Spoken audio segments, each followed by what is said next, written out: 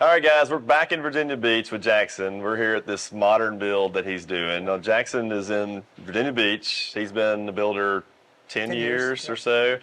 so, building incredible projects, I would say. This has been mind-blowing, getting to see all your stuff. But I think the one thing that really stands out to me about your projects, though, is your plaster. Yeah. And that's like one of the first things I notice when I walk into a job or your projects is just how slick the ceilings are and how it almost just sounds different too. I don't know if that's just the plaster or what, but so when did you get into plaster work? I mean, how's that normal for you now? Every market's different. There's some markets that don't even use plaster. I don't even know who to call for plaster. And there's some. Well, that's me. So, for sure. We are definitely a heavily drywall market. However, we've used plaster. I started using predominantly plaster now though. Right. But years ago, the plaster crew that we use, these guys are incredible. It's a 2-man crew. But I got connected with them on a plaster repair job like 10 years ago. And since, them taking the time to educate me on that product and really the benefits of it and how, flawless it can be, we've slowly over the years started moving primarily to plaster. Doing more and more. And there's a lot of different applications why we use it. I would love to do plaster just continuous, for everything. But there's some areas, for our market, plaster will be a little more expensive than hanging drywall. Right. But so there's some areas that we might make some recommendations from a cost standpoint. Hey, you know what? We don't necessarily need to do plaster in these areas. But maybe these garage or closets or whatever. Closet, that things are going to get covered up by cabinets or closets, things like that. So, well, I know, you talk about not knowing who to call, like in your market. That's us. There's nobody in my area that's local even doing plaster. So I guess that's why it's so fascinating to me. In fact, we have a historical project we're doing right now that we are turning into a little event center, but has plaster from the early 1800s. So it's probably a little different application than what you're doing here. But I guess the concept's still there. But man, we can't even find anybody local to come work on it. We've had to resort to other options, maybe replacing some stuff with drywall and a level 5 finish to kind of make it blend. But it really is neat, and it's heavy, and it's slick. It's durable. So there are a ton of reasons why we like using it, but it's an interesting process. And ultimately, I find that it gives us the cleanest and really kind of just perfect level finish. A finish. There are a couple different types of plaster you can use. We predominantly use what's called a 2-coat smooth plaster. Okay. So it's your first coat is like a scratch coat. It almost looks like thin set. It's like kind of a really rough base. It's like a scratch coat. And then on that's when you put your finish coats on top of that. So we do a top smooth coat, your first smooth coat, then a second top coat on top of that. Yeah. So we're ending up with a really nice base as well as finish coat. But that's going over like a 5/8 board, typically use right? 5/8 board. Yep. And you call it blue board. We call it so blue it's some board, type the plaster board. Yep. And you said that had to do with the way it handles the moisture, right, from the application of plaster. Plaster is a really wet application. So we're installing it, and we have some opportunity. We can kind of hang around the room here and show our plasterers going at it. But you'll see that a lot of times we're going to roll a lot of felt paper out. We call it slinging mud. And there's the buckets of water, and they're constantly mixing. So the mud as it goes on has a pretty high moisture content. Okay. But also we found, for us, the plaster absorbs less moisture. I love using it in bathrooms because it has a lower moisture absorption. Whereas drywall, I'm sure as everyone knows, you have steam, all this stuff. You can start getting seam failure and nail pops. And so once it's up and it's dried out from the install, it becomes then very concrete. Resistant to. I feel like it's and even when if you rub through and touch it. We have clients and we have architects or people visiting that will walk through some of our jobs, and especially when they're not painted. And you just see the finish, and you rub your hands, and people are like, it feels like glass almost. It's just smooth as can be. It looks like glass. Yeah. Looking down your hallway, it looks like almost like a porcelain tile on your ceiling. I've got to say this for our plasterers, because it is some people might say, I've never seen that before. I know plasterers, it really is limited.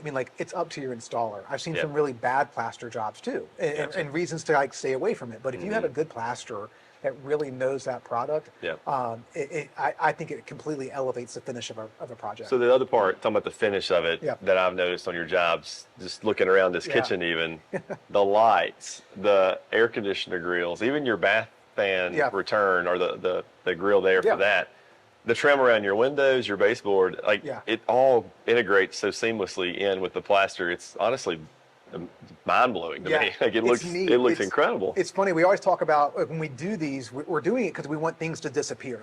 Yeah. But it's also when you see it, your eye gravitates to it, and you're kind of like, holy cow, like, Yeah. that's super clean. And like, how'd you do it? Yeah.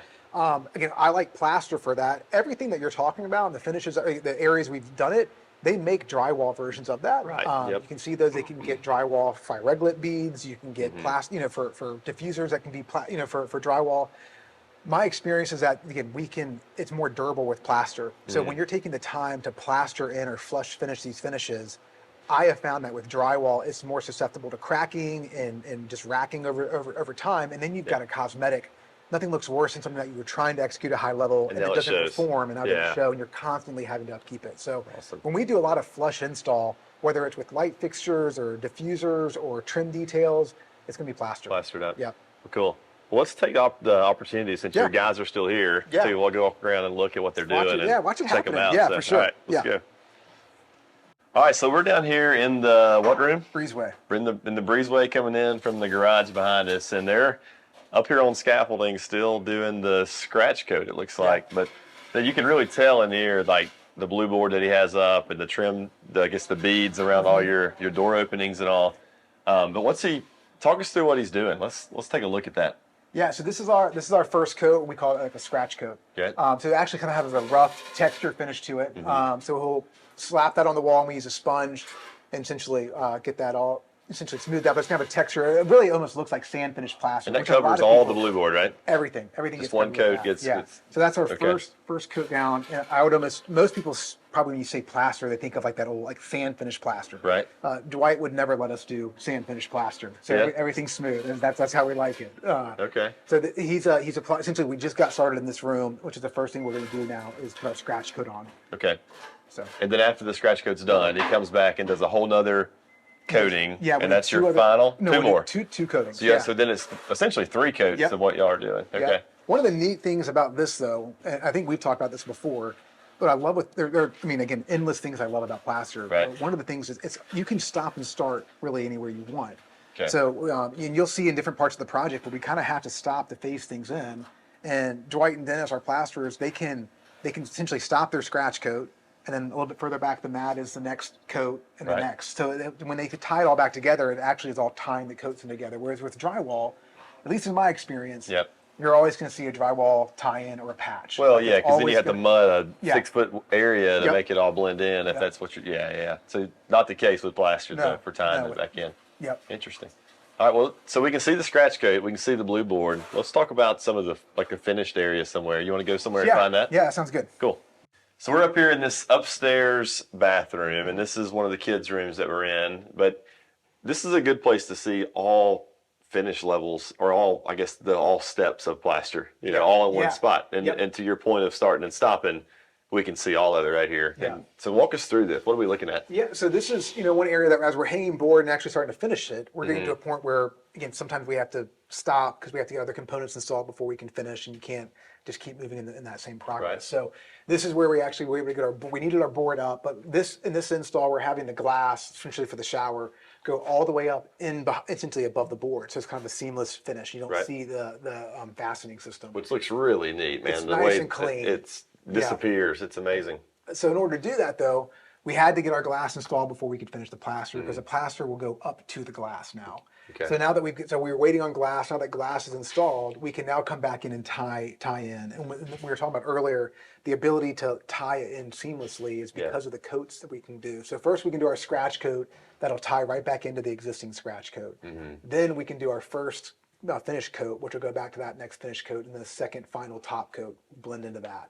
So it allows you a really nice way to get your surfaces all blended back together, as opposed to drywall stopping and then doing taping a seam, mudding all that, and ultimately getting a hard area to kind of tie back in, or having to work your way really far back. Yeah. So this allows us. I mean, really, we could get most of our finishes, and you can see the lights and diffusers are already in over here. Let us keep moving while we waited a few weeks for this to come in. The other cool thing about this bathroom is that this is a steam shower behind us, but you talked about this being so water resistant, and the amount of steam coming out of this when the door gets opened.